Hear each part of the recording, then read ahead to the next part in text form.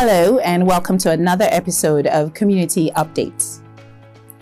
Social work and advocacy share a common mission: to empower and uplift marginalized communities, address systemic injustices while promoting equity and social justice. Robert Wright is a social worker and the executive director of the People's Counseling Clinic in Halifax. He's also the acting executive director of the African Nova Scotian Justice Institute, which was founded through the African Nova Scotian Decade for People of African Descent Coalition, for which he is a founding member.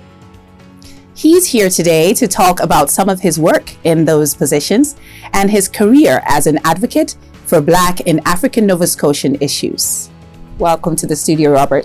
Thanks for having me. So Robert, you're the executive director of the African Nova Scotian Justice Institute, as well as the People's Counseling Clinic. Yes. Which one, I guess, for you takes precedent? What does your day-to-day look like? What do you do in those positions? Well, it's a bit of a story. Right. So let me back up. We have time. So I was a member, a founding member, as you mentioned, of the African Nova Scotian Decade for People of African Descent Coalition. Often referred to as ANS DPAD or DPAD, right? Exactly, DPAD.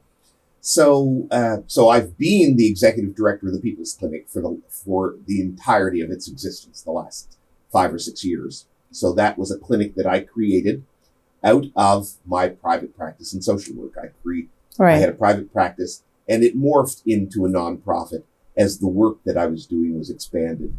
And so is that therapy? Yes, it's a counseling clinic. It's a counseling clinic that focuses on difficult to serve populations, male identified victims of sexual violence, people who are victims of violence, or people who are at risk of using violence. We also, serve a lot of people who've experienced trauma in other kinds of ways. So that really is kind of my home base job. Okay. But as the DPAD evolved and created the Justice Institute, as a founding member of DPAD and as a founding member of the Justice Institute, I was on the selection committee that was beginning to staff up the Justice Institute. Right. And we were successful in securing a person in the role of our senior justice lead, or senior counsel. But we were unsuccessful in securing a person to serve as executive director. Right. And by that time, we had so much momentum in the development of the Institute that my team turned on me and said, Robert, we can't lose momentum. You need to serve as the acting director until we can staff this thing up. Right. So that's how I became the acting director of the Justice Institute. I'll ask you this, it's more of an open-ended question. So in terms of the Black community, I mean, you're an advocate, activist, how would you describe yourself? Both? It's accurate to say you're one of the two. Well, I kind of resist the activist title, just not that I'm not active, but there's just something about it. I'm clearly a person committed to the Black community. Yes. I'm clearly a person who's committed to the queer community. I'm clearly a person who's actively advocating. Yeah. But there's something about the word activist that denotes a degree of suffering. Right. That, nobody's sicked a dog on me or turned a water hose on me lately. So I'm just feeling like, but you said we'll leave that to the elders. But you're someone who's actively, I forget how you worded just now, but you're actively involved in the Black community. Oh, yes. So someone like that, and as a Black man, I guess, how would you say the Black community over the years has evolved? Has it regressed, progressed? Pretty open-ended question. Well, we've clearly progressed. But I think that what's happening in the Black community is happening in our society, right? In terms of there is progress in society. We have cell phones that are, more powerful than the computers that we saw when we were younger. There's progress everywhere. Right. But then there's regression. So at the same time in Nova Scotia, that there's more construction of residential facilities than there has ever been in the history of Nova Scotia. We have more tents than we've ever had. Tell me about it. Right? Yeah. So there's progress, but then there's something else happening that is boggling the mind, really, in terms of, and I think the same thing is happening in with Black folk. We have more Black folk in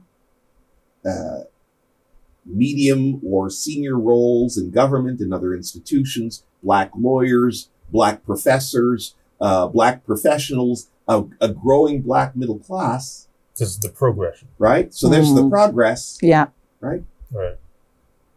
But on the regression end of things, there's a problem with crime in the Black community that is a direct result of the poverty and the lack of economic opportunity that poor Blacks are experiencing, such that poor Blacks are more shut out than they ever were. A generation ago, in my grandfather's time, a poor Black man could labor and provide for his family through his labor. Yeah. Even if he was doing days work at the shipyard. Now there is no space in the economy for people who don't have education and who only have their wits and their labor to give.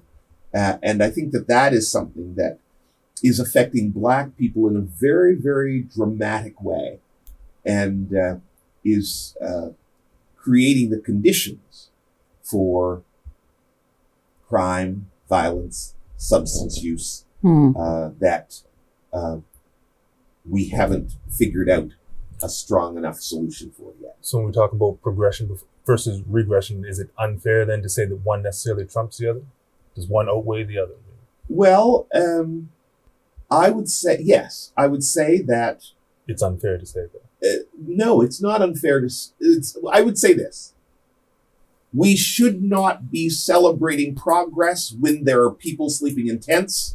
And we should not be celebrating progress as long as there are poor Black children in this province whose parents are still struggling to feed them. Absolutely. Okay? So it doesn't really matter that this Black man has got himself in a professional job and is making a 6-figure salary and drives a nice car.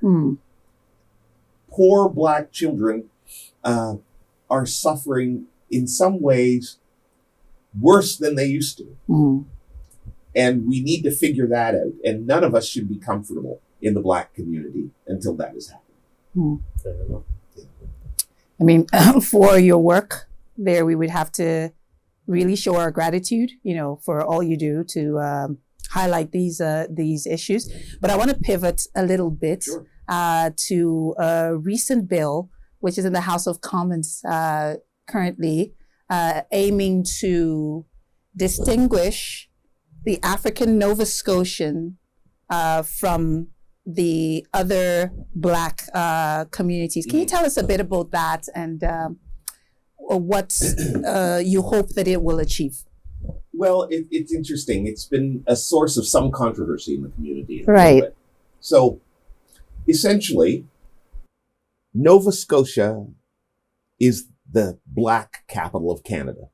Nice one. The oldest and the largest Black communities in Canada were established here. Okay.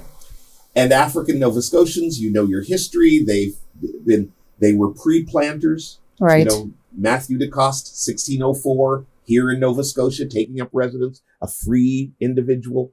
Yeah. We were enslaved here on this land, and we came with the earliest wave of freed immigrants, freed Black populations from the U.S., from the Caribbean. We know about the Maroons and their settlement here, the Black loyalists, the Black refugees, and all of that. Yeah. Those folk who have been here 6, 7, 8 generations have established a unique culture, a unique historical presence, have established unique communities and unique institutions here. Right. They are African Nova Scotians. We have no other home. Right? We have no other home. We cannot be, though we are African Nova Scotians, we are not Ghanaian Nova Scotians. We are not Jamaican Nova Scotians. We are acknowledging our African heritage, but our only culture and home has been here. We've experienced a unique kind of path and a unique experience with segregation and marginalization. Right? And right now, we're living in a time where our communities are being eroded.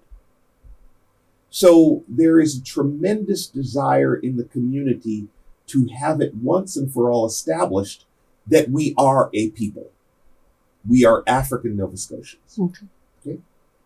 At the same time, we recognize that, let's say, over the last less than 100 years, there's been tremendous immigration of Black people to Nova Scotia, from the Caribbean, from the continent, sometimes from the continent via Europe, who've come here, and that these folk are also vital and contributing members of the society and the Black community.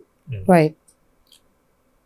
But they don't have the same experiences of racism and discrimination and historical oppression that African Nova Scotians have had.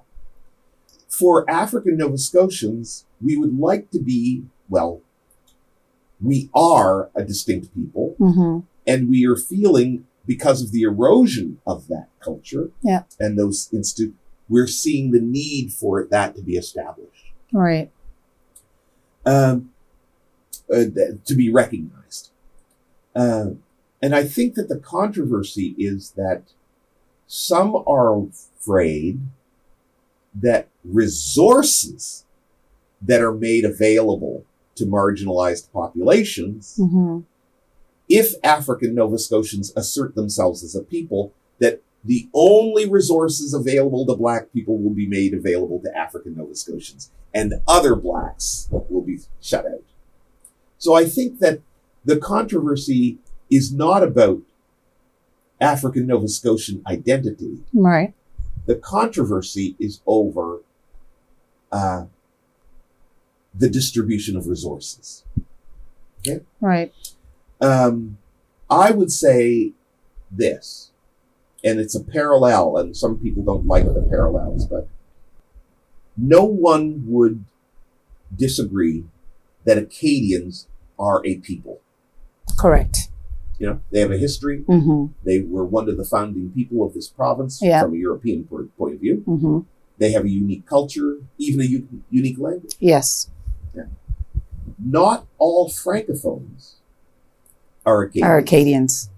And no Francophones who are not Acadians are trying to assert themselves as Acadians. But when the Acadian population is supported and well-resourced, right? Yeah. And they create an Acadian infrastructure, like an Acadian school system, for example, that benefits all Francophones. You see? I believe that a strong, clearly identified African Nova Scotian community will serve to support the future well-being of all people of African descent in Nova Scotia. So we should not see this competition, right? This controversy. The African Nova Scotian Justice Institute is African Nova Scotian in name and informed by that history, but it serves all people of African descent. Right? Yeah, I think, and sorry to jump in here. Sure. I think to the earlier point that you made about the racism, the segregation, and the injustice that had been suffered by the African Nova Scotians over years and years, even centuries. Is there any concern, that the racism that is experienced by the Black immigrant, because there is some suffering. It's a different kind of suffering, but suffering nonetheless. That is there any concern that it would be lost or overlooked when, to the outsider, the non-Black, all of a sudden there's a division within. This is outside of like the resources now, because that was a very strong point about the resources, but that's the voice of the Black immigrant and the pain and the challenges there. Isn't there some concern that would be lost with this push? It certainly isn't lost to us. If you think about it in the education system, the racism that Black people experience there, the history of it is different for different populations, but right. in the classroom name calling and exclusion yes. and all is shared similarly by all right. people of African descent. In justice, if you're driving while Black, no one stops to ask what type of Black. Exactly. Right. So I don't think that there is a problem for me anyway, in thinking that the suffering of more recent immigrant Blacks will be lost. In fact, I think there are ways in which that immigrant Black population need particular services. So, for right. example, the children of immigrant Blacks, the children of African Nova Scotians, mm-hmm. who are in the school system experiencing racism, yep. they go home at the end of the day and they encounter parents who understand their suffering. Okay. The children of Black immigrant parents who come home at the end of the day and tell their stories of racism to their parents often encounter parents who don't understand their experience of racism. That's true. Right? That makes And sense. so- I never thought about that until you worded it like that. And but that so makes sense. there is a very unique way in which we need to support the families of more recent immigrant families so that they can better understand the experiences that their children are having, because they come from a place where they do not even have a lens to analyze and understand the unique form of racism they encounter here. Correct. Right? So I would say that the differentiation should make us lean into finding the appropriate services for families. It's not a one size fits all in terms of how we support people with their experiences of racism here. So will you also be the voice for this other cry as well, the Black immigrant cry? Will you also be that voice then? Absolutely. We certainly in the Justice Institute are that cry for, I certainly in my role as in the People's Counseling Clinic, we provide therapy to people, a very diverse population, Black Nova Scotians as well as Black immigrants. And I think that the advocacy work that we're doing, so for example, where there is limited resources and we're saying, okay, this is like the Indigenous Black and Mi'kmaq program at the law school. Right. There are designated seats for Black and Indigenous people, and those seats are prioritized for African Nova Scotians and Mi'kmaq people first, and then other Blacks and other Indigenous people. Well, if what is happening is because Mi'kmaq people and African Nova Scotians are taking up more of the seats, that there's a perception that there's fewer seats for other Blacks and other Indigenous people. Right. The answer is not to restrict the seats that Mi'kmaq and African Nova Scotian experience. The answer is to expand the number of seats, right? That we need to be advocating for more space in institutions of higher learning, in jobs within the civil service, in jobs in other institutions. We should be asserting collectively for more space in those places rather than competing for the spaces that exist now. That would be my disposition there. Interesting. And so just a quick question about, again, the term Black versus African Nova Scotian. Is there or will there be any sort of pending legislation surrounding that you're aware of? Or? We're hoping for an act that would acknowledge African Nova Scotians as a distinct people. Right? There currently is not such an act. Okay.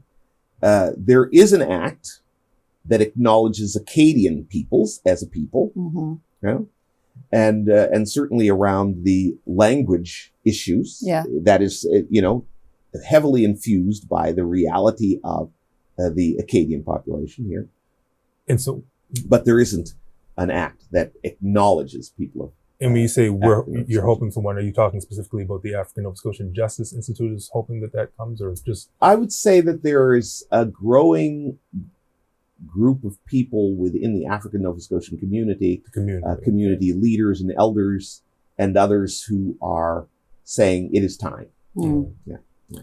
So I want to shift gears a little bit. The African Nova Scotian Justice Institute somewhat recently, penned an open letter that was critical of the Nova Scotia Public Prosecution Service. You authored that letter. For those who haven't read it or heard about it, what can you tell us about it, and what can you tell us about any feedback you've since received about the letter since it went out? Yeah. Well, I'd say that generally we acknowledge that there's racism in the criminal justice system, right? And there is specifically, we need to recognize that the Public Prosecution Service is the most powerful actor in that criminal justice system. It is the place where discretion can be used to decide not to prosecute a case. True. How to prosecute a case. And what sentences to recommend. All of that power is in the Public Prosecution Service. And we have seen significant problems there. Not only have we from the outside seen those problems, but inside there has been concerns by employees of that system about systemic racism within the system in terms of hiring and advancing individuals. So much so that the Public Service Commission commissioned a study of the internal hiring practices of the Public Prosecution Service, and they received a report outlining the nature of systemic racism and employment practices there. Wow. Okay. So that report is in the hands of government. It's in the hands of the director of the Public Prosecution Service. What came about in that report? Well, I've only recently received the summary of recommendations, but I have not seen the full report. When did you receive that? Since the letter came out? Just the report's been in for some time, months at least. But when you received the summary, was that since you wrote the open letter or before? Yes, it was since we received the open letter. We sent the open letter. But still not the whole report? Still not the whole report, which, the Public Prosecution Service is a public entity. Yes. And that it would be keeping that information from being transparent to the community it serves is problematic. Why is that the case, that it's keeping it?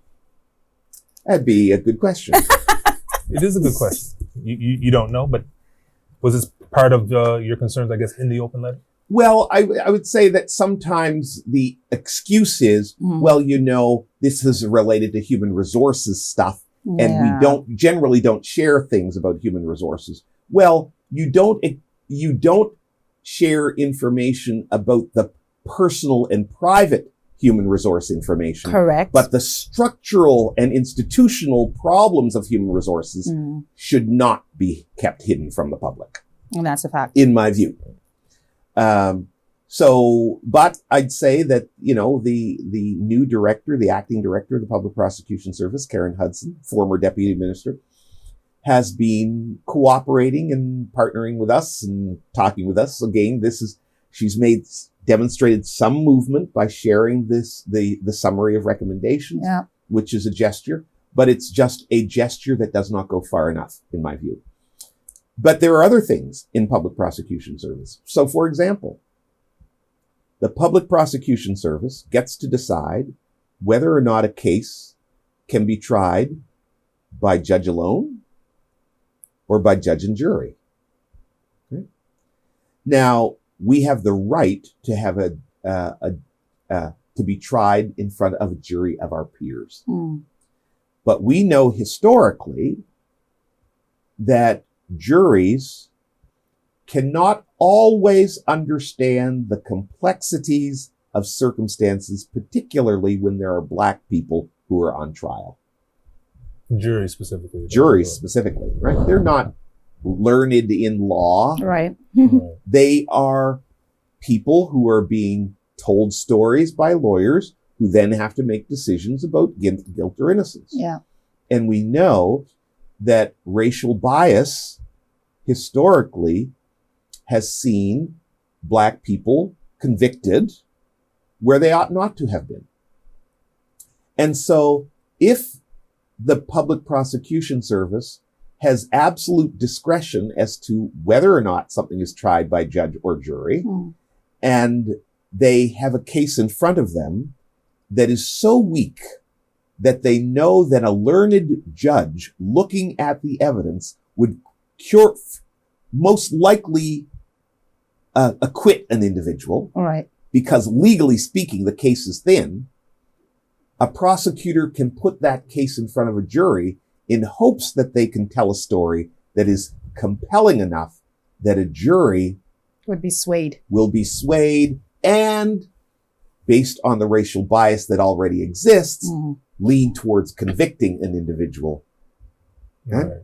So if you look at that, then the selective use of jury-only trials to convict Black people is an evidence of systemic racism, right? And this public prosecution service has not articulated why, in certain cases, they've chosen jury trials. They have not established any protocols for the use of juries, particularly as Black people are being prosecuted. And so there's complete and utter, there's an absence of transparency in how the public prosecution services uses their discretion, which is systemic racism. Right. And in that open letter, that was, one of many issues that you brought up in There the are open letter. Many issues. What feedback have you got specifically from the public prosecution service since you put out the letter? Well, I would say that the director of public prosecution service, the newly appointed, has been very responsive, meeting with us, hearing from us. Since the letter went out? Since the letter went out, yes. There was some challenges with the Diversity and Equity Committee there that she's moved to correct the process by which the leadership of that committee was unseated by the previous acting director, and has revisited that committee and is making some changes there. I'm not privy to all of the internal changes, but I would say in our dialogue with the director, we have found an individual who is clearly committed within the scope of her authority and within the scope of the tenor of her appointment to work with us to address our concerns. Yeah. So it sounds like there is a lot of positive work all round, and with some positive results as well. Yes, I would say so. What can we expect? I know you talked about maybe a public symposium, something like that. Yes, well, there was an incident that occurred at the Public Prosecution Service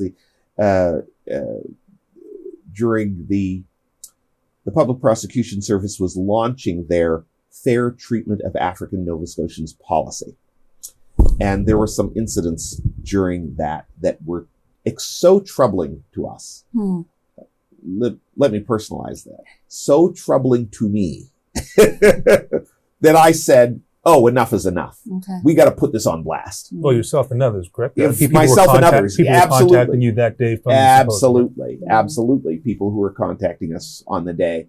And people that, people who were from the community, people who were present at the day, people who were absent, who absented themselves from the day, people, calling actually traumatized by what occurred on that day. That I said, okay, we need to talk publicly about the nature of systemic racism as it exists in the Public Prosecution Service. And so we're organizing a symposium on that question that that's planned for February. Okay. And we are going to have experts and